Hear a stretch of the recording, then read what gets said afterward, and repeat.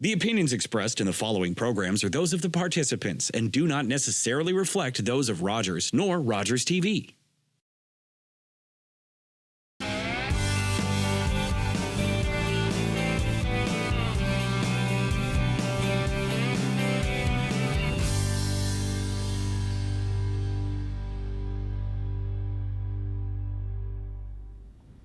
I'm your host, Darryl Mathers, and welcome to the first episode of the Mamdani Mental Health Show, presented by Ontario Shores Centre for Mental Health Sciences. Over the course of the next year, we're going to take an in-depth look at a number of issues impacting mental health in our community. Before we do, it is time to get to know Ontario Shores and its role in Durham Region. In addition to providing care to adolescent, adult, and geriatric populations at its main site in Whitby, Ontario Shores sees thousands of patients each year through its outpatient programs and satellite locations.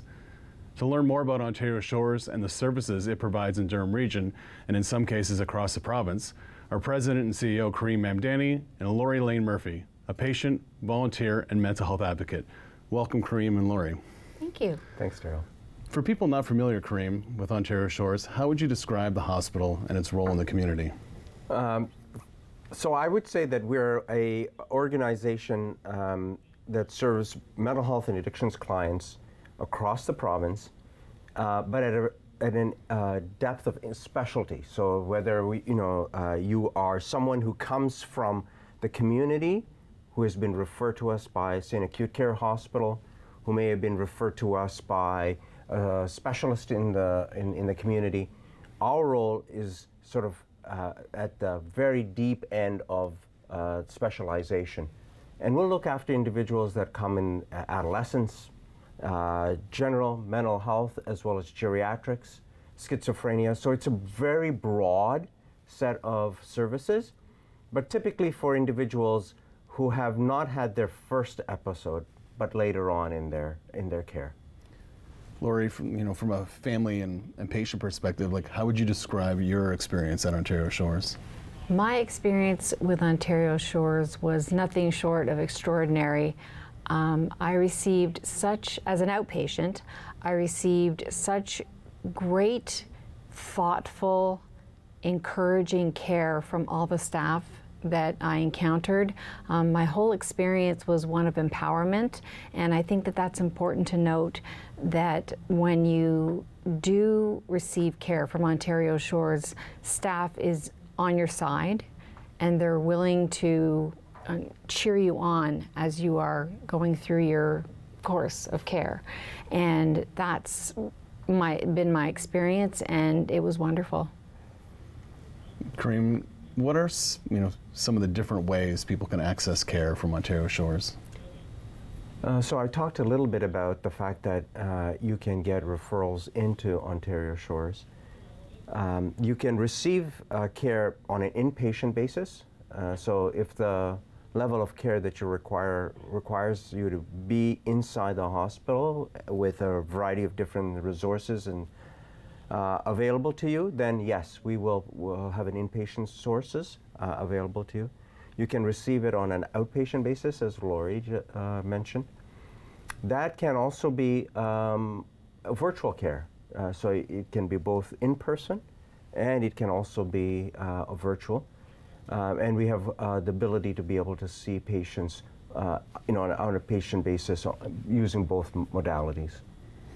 Back to you, Lori. Just what do you, from your experience as a volunteer and a patient and family member, what would you want people in the community to know about mental health and Ontario Shores? I would want people to know that it's never too early to ask for help, and it's important, I think, for people to recognize that it's not a scary experience, as one might have, in years gone by, thought about the stigma attached to mental health. Everybody experiences mental health issues at one point or another in their lives, and I think it's important that if help is required, that you ask for it, and you will receive it, and you'll receive it in a way that gets you back on your feet and out into the community. You talk about the community, and kind of goes into my next question for Karim, which is, Ontario Shores is not new to the community, although people may not be familiar with it for a number of reasons. Stigma might be one of those. From your perspective, how has the hospital changed over the years, and what do we offer the community now in terms of like modern mental health care? Yeah, that's a great question. We have been in the community for over 100 years.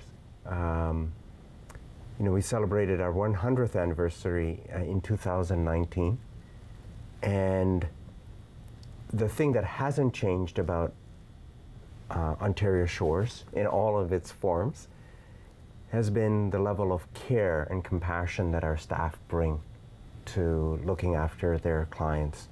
That has been the same, and I've talked to patients previously, I've talked to family members who might have known of Ontario Shores 40 years ago, and they'll talk about the care and compassion that our staff showed them 40 years ago, and that's true today. What's different today is the level of innovation that's taking place in care. So there's therapies that are about, sort of psychotherapy in terms of the way that we talk about mental health. There's medication therapy. There's interventional therapies, things like ECT and other forms of interventional therapy. So there's so many different ways, depending on the need of that individual, that we can help the individual get better. Just on the notion of getting better, and you've talked about your recovery journey, Laurie, a lot of different ways. You have been a patient, you're currently a volunteer, you're connected to the hospital in a multitude of ways, and my question would be, why? What brings you back to Ontario Shores in all these different forms? I think immediately upon discharge from the program that I received care, and I knew that I wanted to give back because I wanted to be a part of that encouraging and empowering environment, and I really wanted to see other patients flourish in a way that I felt that I did under the care of Ontario Shores. And it really has been such a gratifying experience working with Recovery College, which is where I volunteer primarily, and watching clients learn to tell their own stories in their own way. And it's been nothing short of amazing. We have time for one last quick one, and it's for both of you. It's just, what advice would you give someone considering a referral to Ontario Shores? Maybe we'll start with you, Karim.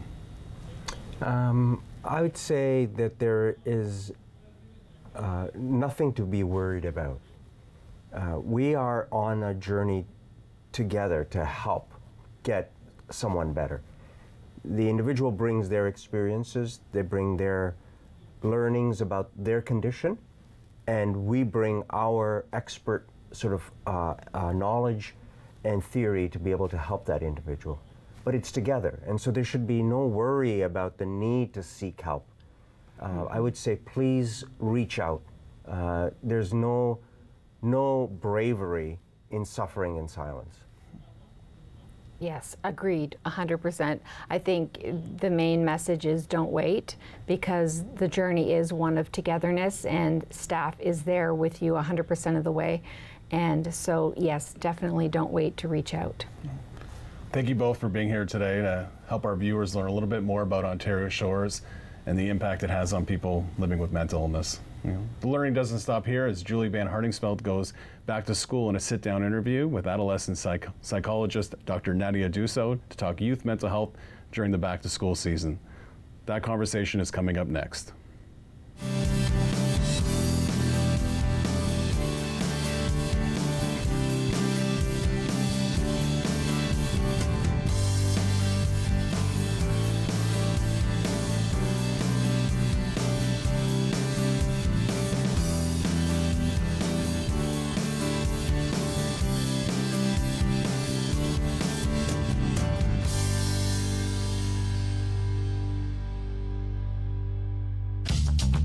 This program is brought to you by Ignite TV. Now you're in command. Visit Rogers.com for more details.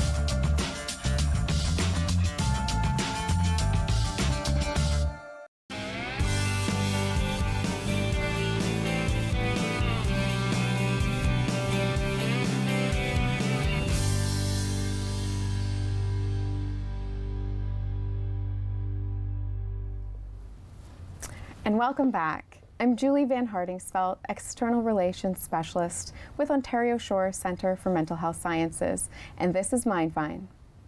In today's episode, we welcome Dr. Nadia D'Iuso, who is an adolescent psychologist. Welcome, Dr. D'Iuso. Thank you so much for having me. We are so happy to have you here today as we talk all things back to school. We know that children are commonly anxious as they start to think about and prepare for returning to school. What advice do you have for parents or caregivers to help our children or youth transition back to school?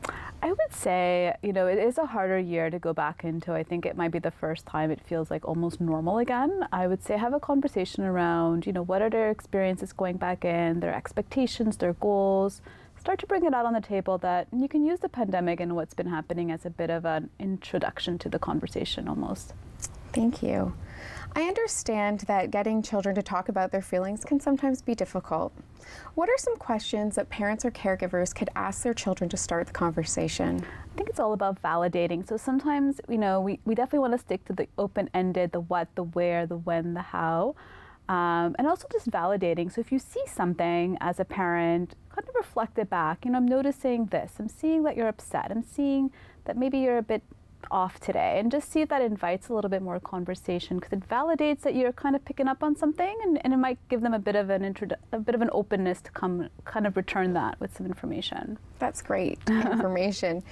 Do you have any advice for parents or caregivers on how to talk to their children about the difference between a mental health concern or simply having a bad day? I think a bad day to me is like exactly what you hear, like a bad day. So it lasts like a day or two. I think a mental health concern, you would see an adolescent struggling for a chunk of time. So it could be a week, 2 weeks, where you notice some marked differences in their behaviors, in their routines. They're not getting up on time. They're not feeling as motivated to go to school. Things that they would originally love to do, you're noticing they don't want to do as much anymore. So those would be the behaviors I think I would look out for. And if it lasts, I would say a little bit longer than just a day or two. And if a parent or caregiver is noticing those type of behaviors in their children or child, what do you think is the best, or what would you recommend as a first step? I would say, go to your child first and kind of validate that you're seeing these changes, you're noticing these behaviors, and then seeing if it gives them an invitation to share a little bit more. I would also maybe check in with their school, like their teachers, just to see if there's been any changes in terms of attendance, in terms of like their abilities to focus and concentrate in school. But definitely start with your child and see if you can get a bit of a conversation started with them. Excellent. I know frequently children have a hard time, especially younger children, having a hard time articulating how they may be feeling. If a child perhaps says that they're feeling fine, but as a parent you're recognizing some of those behaviors you touched upon earlier, what as a parent or caregiver should we be doing to better support or help initialize some support for our children in that time? I would say, speaking about emotions is hard even for adults sometimes, right? Sharing how we feel. So maybe start with the behaviors. Like start to say, you're seeing it, you're noticing these behavior changes.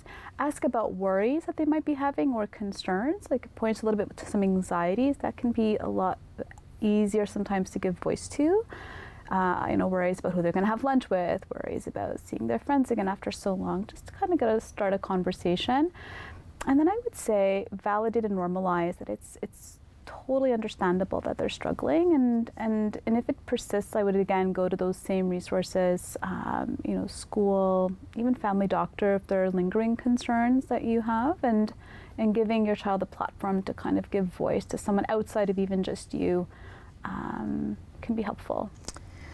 What are the warning signs that parents should look for their child that may indicate they're struggling either academically or socially at school? I would say that, it's hard with adolescents because a lot of adolescents love to spend time in the room and do things in the home.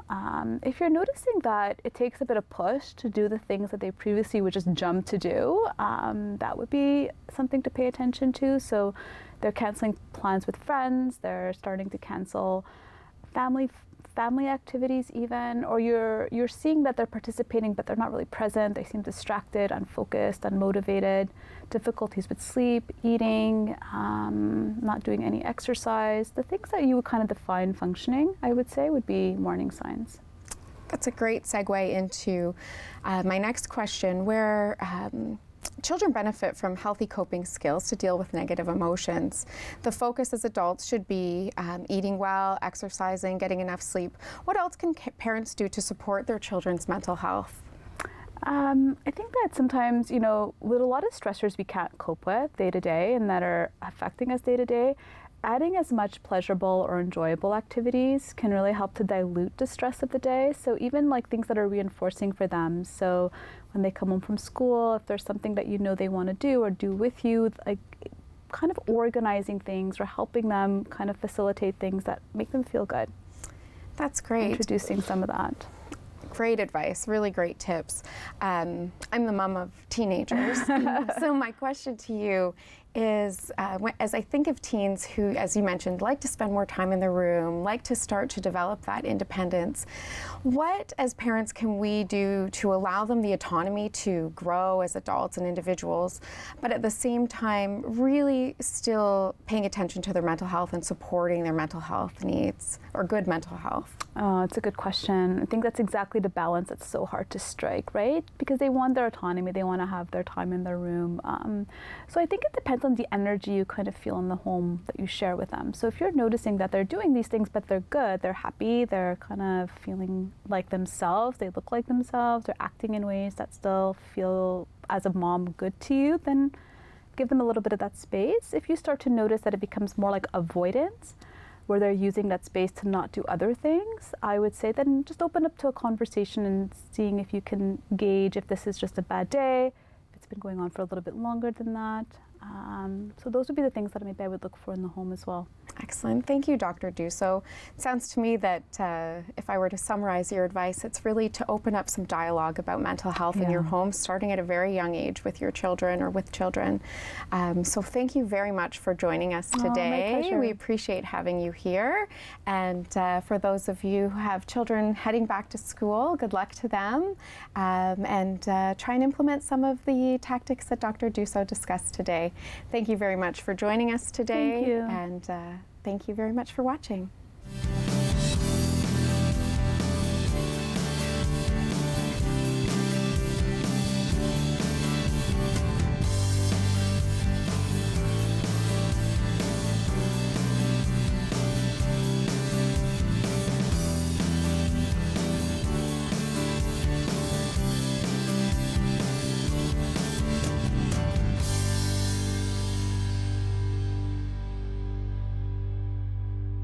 Hello, I'm Rob MacArthur, host and co-producer of Helping Durham Region. Join us as we shine the spotlight on Durham Region residents that are making a difference by helping other residents. That's Helping Durham Region, only on Rogers TV Durham.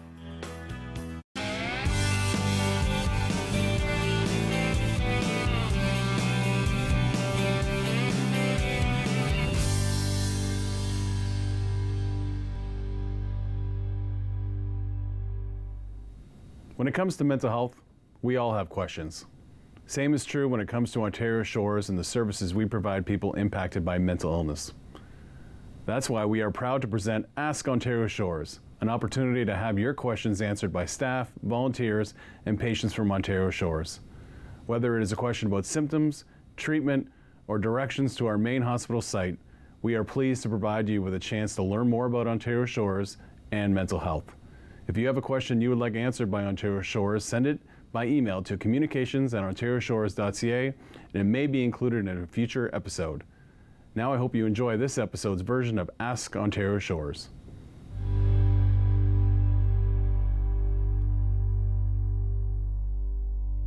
Mental health is a good thing. A lot of the times when people talk about mental health or they think about mental health, they think of it as a negative. But mental health is when we're, feeling able to cope with life challenges. Is, just like when our physical health is in a positive state, we're able to physically act in all sorts of healthy ways and do healthy acts. Same with our mental health. When our mental health is in a positive state, we're able to best support ourselves and others in our community.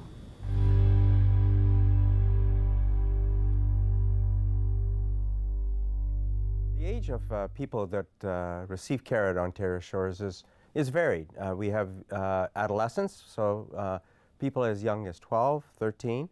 up until geriatrics. So patients that are 70, 80, there's no upper limit, so to speak. And we look after everyone in between as well in terms of age.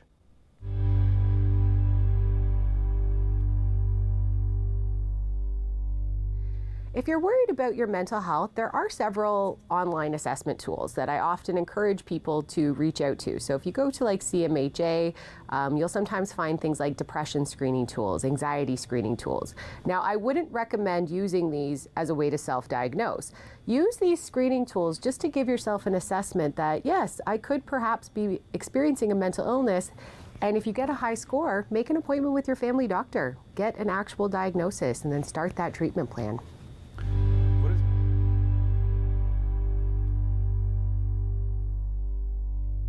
To become an outpatient on Ontario Shores, you can go onto our Shoreline, which is the Ontario Shores website, and go to outpatient services and look for referral form, and you're able to complete an intake reform there. It'll walk you through the different questions that you need. There's also a phone number that you can call Ontario Shores and ask for a central intake team.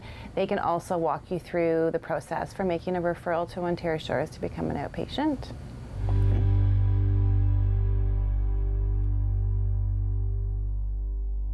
I recommend going to an urgent care walk-in clinic and asking for a family physician there to do a referral.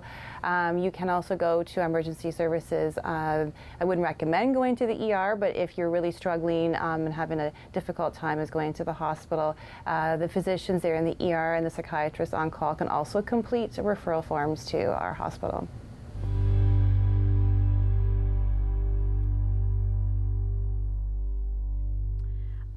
I think teenage angst is a lot more short-lived. So like a bad day, for instance, is exactly what that is. A bad day, a bad 2 days, bad week. But mental health is longer than that. Mental health tends to affect functioning. So you'll notice changes in abilities to attend school, routines, eat, sleep, withdrawal. Like you'll just start to see shifts that are a bit more long-lasting, I would say.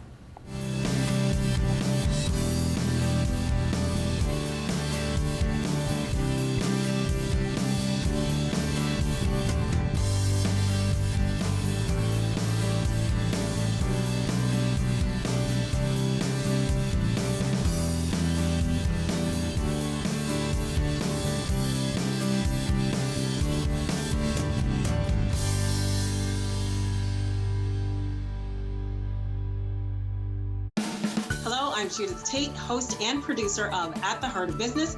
Join me each week as we get to know women in business and learn all about their challenges and successes. That's At the Heart of Business right here on Rogers TV.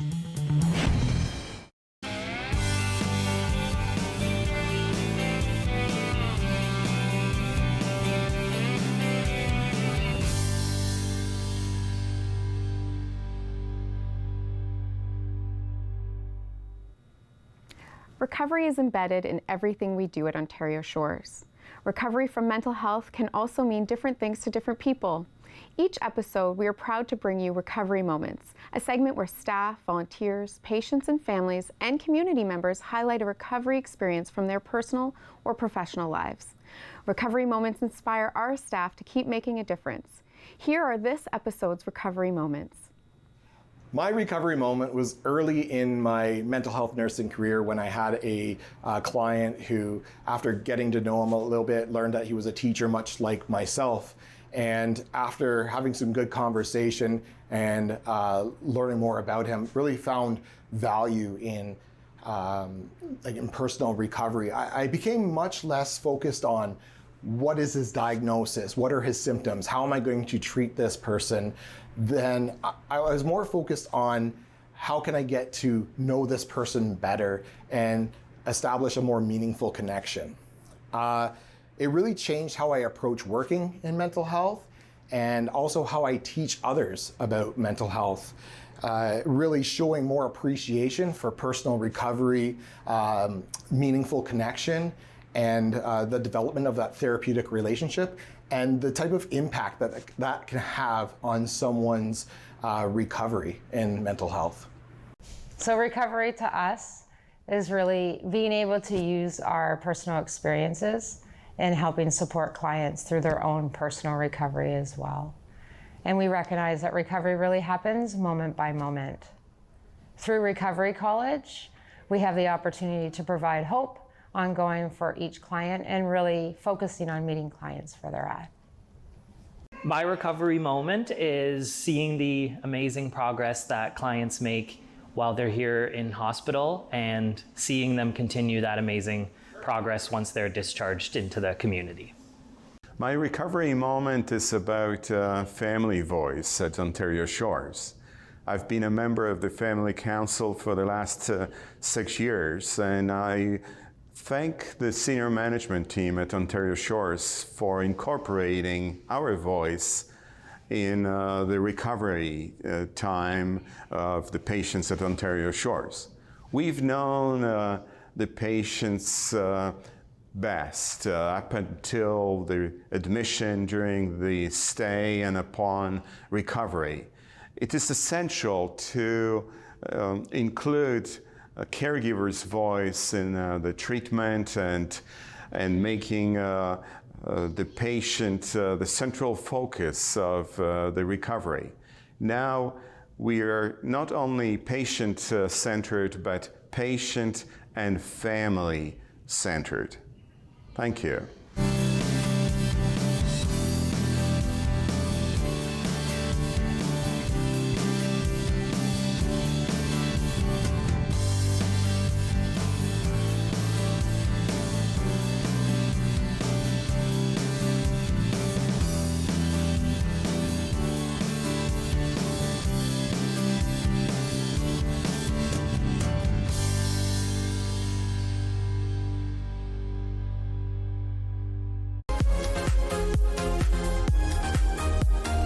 Hello everyone, your host Antoine Hashim here on the couch, and welcome to season 8. Yay! 8 seasons, and we got a lot of awesome guests coming up, so keep watching.